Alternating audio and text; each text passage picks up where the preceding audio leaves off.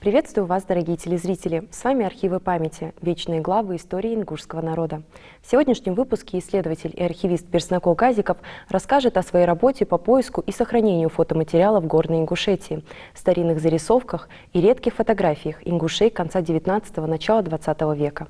Берснакул Джабраилович, приветствую вас. Добрый вечер. Для начала хочется узнать, когда началась основная работа по поиску фотоматериалов и где она проводилась. Мы часто просматривали различные газеты, книги, и в книгах этих попадались иллюстрации. Поэтому мы часть иллюстраций или фотографий мы брали из публикаций, из периодической печати, из книг, из зарубежных книг. Вот. Но основная наша работа, первая поездка, именно связанная с поисками фотографий и вообще иллюстраций, это был 1995 год. И вот этот архив, к которому мы обратились, это был Институт истории и материальной культуры в Петербурге. Вот. Это учреждение, которое занимается сбором всей информации, связанной с археологией, архитектурой. И там хранятся отчеты многих ученых, которые приезжали на Кавказ, делали тут раскопки, анализировали здесь работу, в смысле природу, культуру нашу. Вот. И поэтому там очень большое хранилище. В этом архиве мы обнаружили очень большое количество материала, и в том числе и иллюстраций. Причем там была определенная сложность. А сложность в чем? В том, что несколько фотографий, негативы были. Негативы очень хорошего качества. Мы их скопировали, но они были стеклянные, то есть на стекле. То есть это не пленка была, а стекло. И они получились очень хорошие. И вот первые фотографии, которые мы обнаружили, делали копии, это был Элмарс Хаджи Хаутеев. Вот мы покажем фотографии. Вот он, Элмарс Хаджи Хаутеев. Это 1921 год. И здесь же, значит, была и другая еще фотография. Вот посмотрите здесь. Вот Элмарс Хаджи Хаутеев с мальчиком. Вот я думал мальчик. Я тоже так подумал, что это мальчик. Вот. Дело в том, что после того, вот я чуть-чуть отойду от этого, скажу, что когда мы привезли эти фотографии, первый человек, с кем я разговаривал, показывал фотографии, это был Бекмарс Хаутеев. Это пожилой человек был, мы с ним очень дружны были.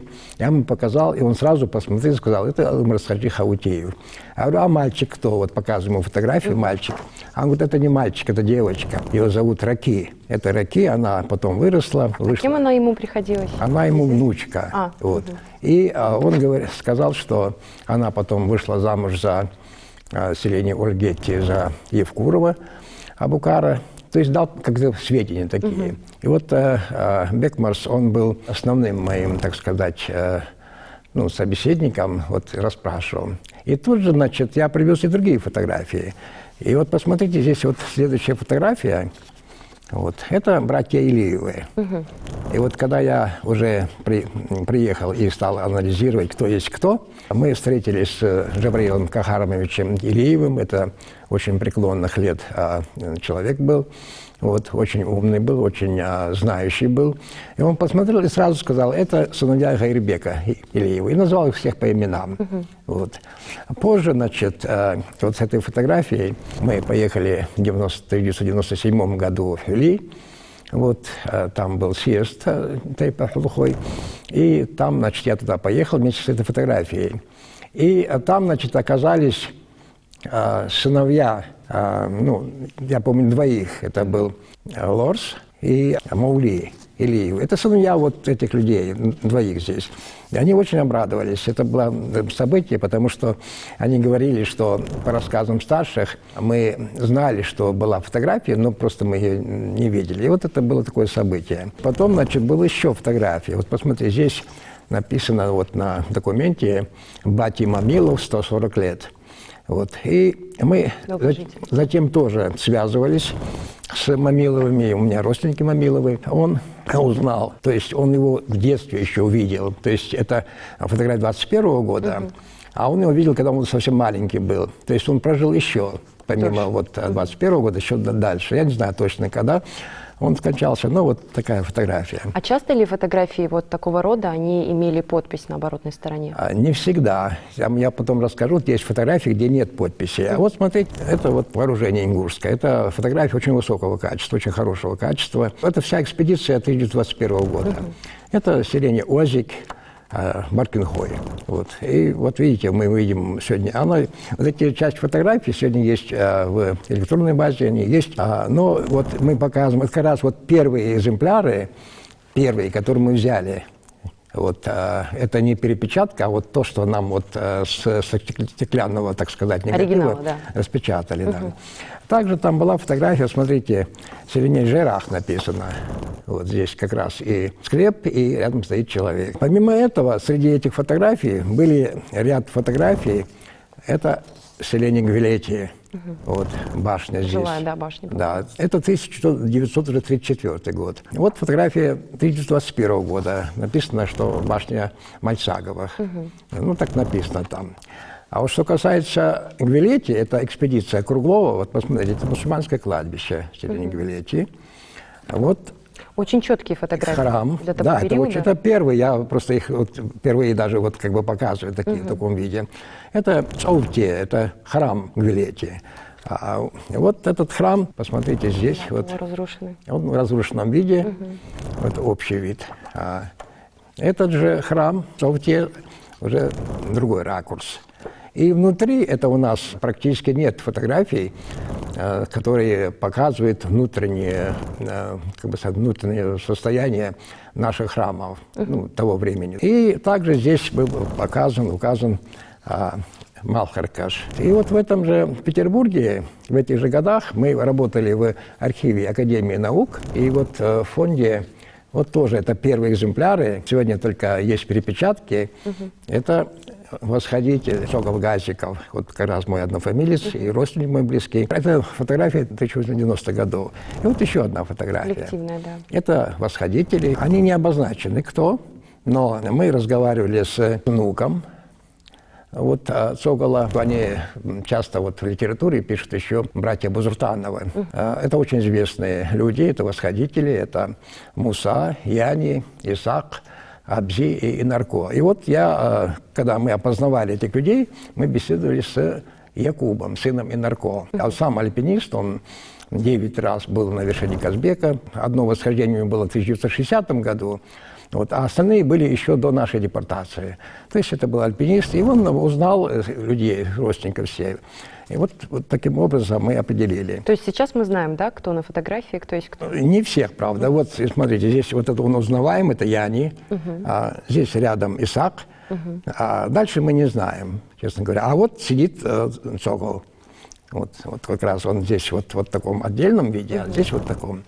Это вот то, что удалось, потому что если мы в это время бы не спросили бы, видимо, мы и не смогли бы узнать. Потом, значит, мы работали там же, в Петербурге. Что интересно было, там находится также и Российский этнографический музей. Мы там поработали. Там очень большое количество материала иллюстративного, в том числе там есть и предметы.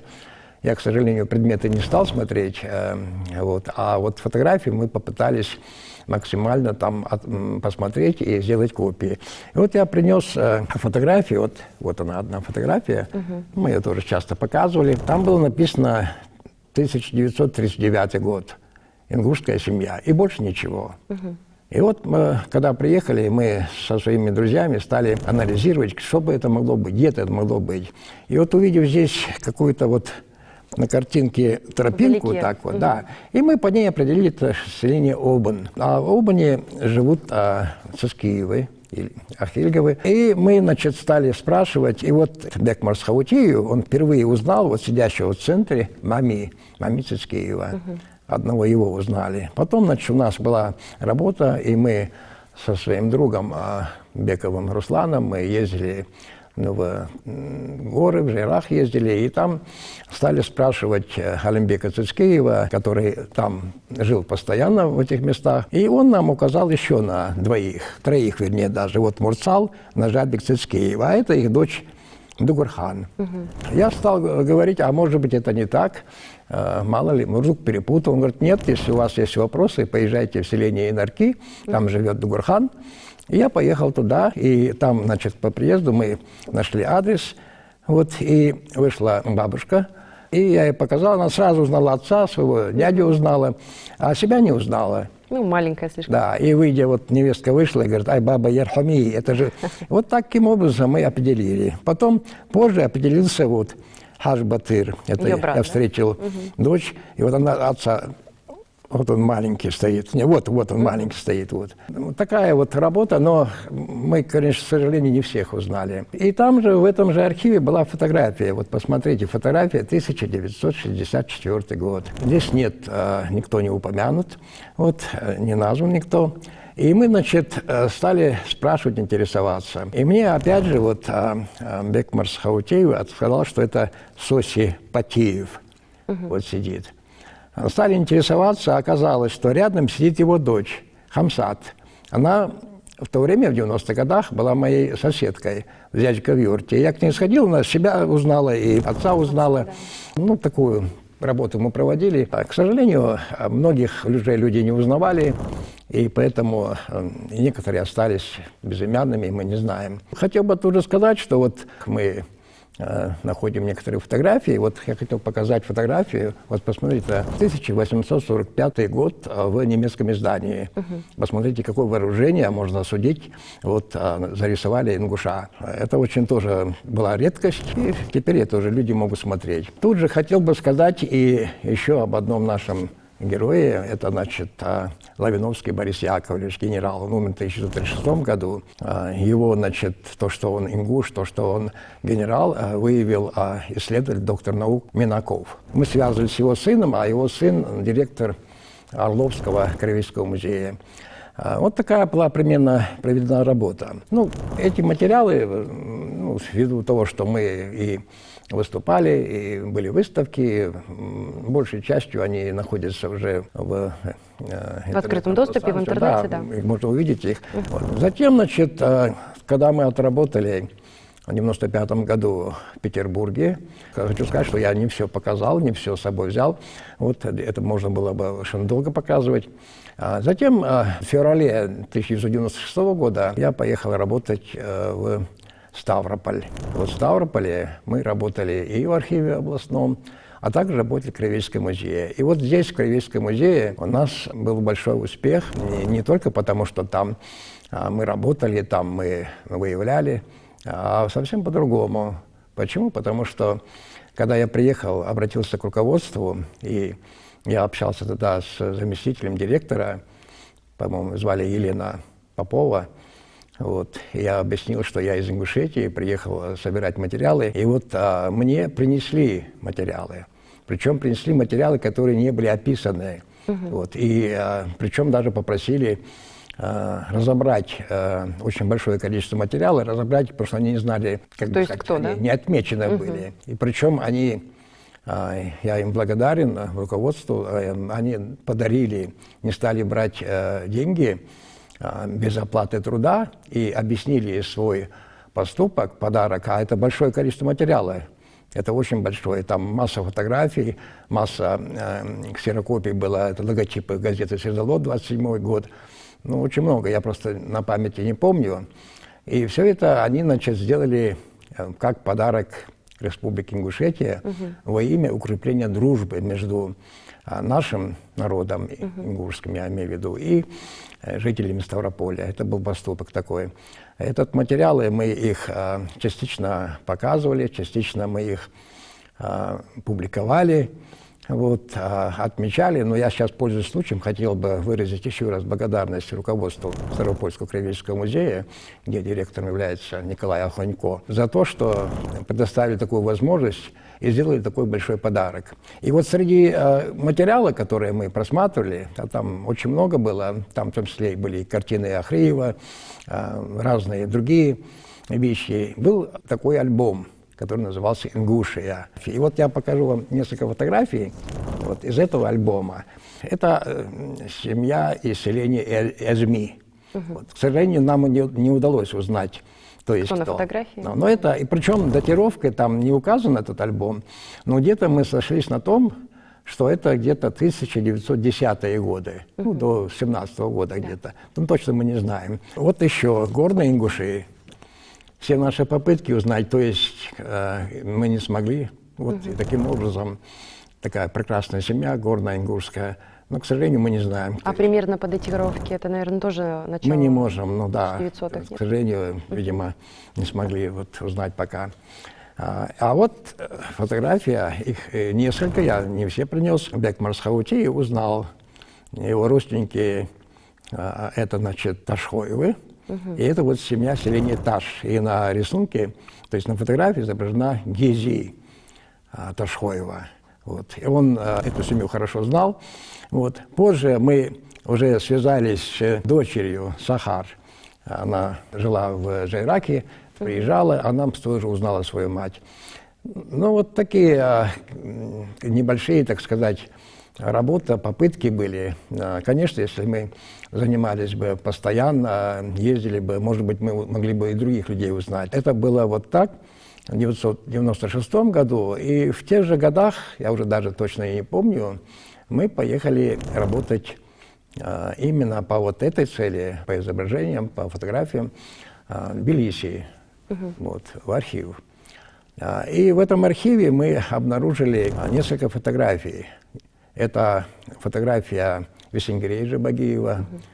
Вот эта фотография, она сегодня есть в открытом доступе, в шляпе. Это вот как раз мы привезли ее в 1996 году, по-моему. Также фотография Албагачиева Джамалдина. Вот она фотография, это наш эмигрант. И фотография его жены Айша Ханум. Вот. Это была удача, и там же были фотографии и Сусурко Мальсагова, вот, и других кавказских деятелей. Но я об этом почему вспомнил? Потому что, когда мы нашли эти фотографии, в этом, значит, архиве не было возможности сделать копию, сканировать. Вот. И я был хорошо знаком с Зурабом Жвания, с директором этого архива, и с другими работниками. Они очень тепло меня принимали. И я посетовал на то, что очень нам эти фотографии нужны. Что нам делать, как там быть? Он говорит, у нас нет условий снять, мы не можем снять. Но я говорю, где-то же на выходе, где-то можно же найти что-то? Он говорит, можно, но это не положено делать. Выносить нельзя, да. Да. Но я говорю, а нам без этого никак нельзя. И вот он, значит, дал сотрудница вынесла, вот она была со мной, мы пошли вместе где-то как по какому-то адресу, нашли возможность откопировать эти фотографии, и затем она, то есть, ну, как бы вернулась, и у нас остались эти фотографии. Вот таким образом. Это сегодня, конечно, есть возможность сканировать, а тогда не было. Нам все интересно, и мы будем продолжать эту работу. Вот вы отметили то, что в архивах хранятся еще огромное количество фотографий. Планируется ли в ближайшее время выезд именно касаемо этой тематики? Конечно, планируем. Дело в том, что, я говоря об архиве Института истории материальной культуры, я сказал, что мы вот показали какое-то количество фотографий, которые мы взяли. То есть сегодня только часть, есть еще? Но я хотел тут же отметить, есть проблема. Это был 1995 год, а сегодня уже 2026 год. Там, помимо этих фотографий, которых мы взяли, было еще 60 фотографий. Но они были чуть худшего качества были, вот, и мы их не смогли взять, и до сих пор мы их не взяли.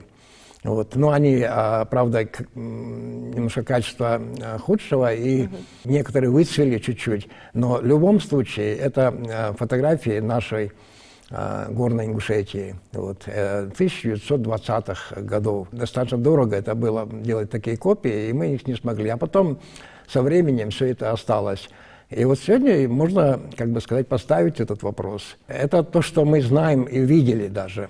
А есть учреждения, архивы, где хранятся материалы, и где нужно ехать, нужно выезжать, нужно работать, нужно выявлять.